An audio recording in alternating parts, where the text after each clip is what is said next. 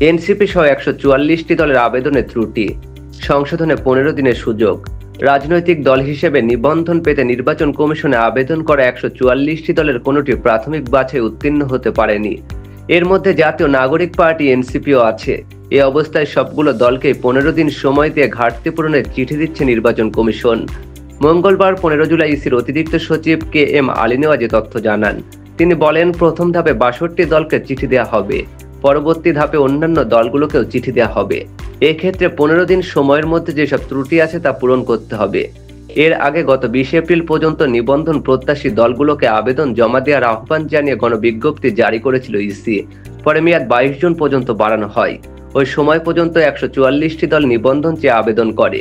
প্রাথমিক বাছাইয়ে কোনো দলই উত্তীর্ণ হতে পারেনি, তাই প্রথম ধাপে ৬২ দলকে চিঠি দেওয়া হচ্ছে, আর এনসিপি সহ ৮২ দলকে দ্বিতীয় ধাপে চিঠি দেওয়া হবে।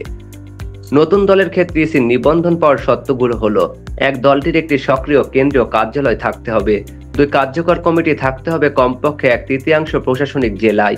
৩, সদস্য হিসেবে অন্তত ১০০টি উপজেলা কিংবা মেট্রোপলিটন থানায় কমপক্ষে ২০০ ভোটারের সমর্থনের নথি দেখাতে হবে। ৪, দলীয় প্যাডে দরখাস্তের সঙ্গে দলের গঠনতন্ত্র, নির্বাচনী ইস্তেহার, দলের বিধিমালা, দলের লোগো, দলীয় পতাকার ছবি এবং দলের কেন্দ্রীয় কমিটির সকল সদস্যর নামের তালিকা, ব্যাংক অ্যাকাউন্ট ও সর্বশেষ ইসিতে জমা দিতে হবে। আবেদন পাওয়ার পর তা ইসি যাচাই বাছাই শুরু করবে। নিবন্ধন শর্ত পূরণ করতে পারলে দলীয় প্রতীক সহ নিবন্ধন সনদ দেওয়া হবে। বর্তমানে নির্বাচন কমিশনে নিবন্ধিত রাজনৈতিক দলের সংখ্যা মোট ৫১টি। মোহাম্মদ সামিল খান, রাষ্ট্রবার্তা।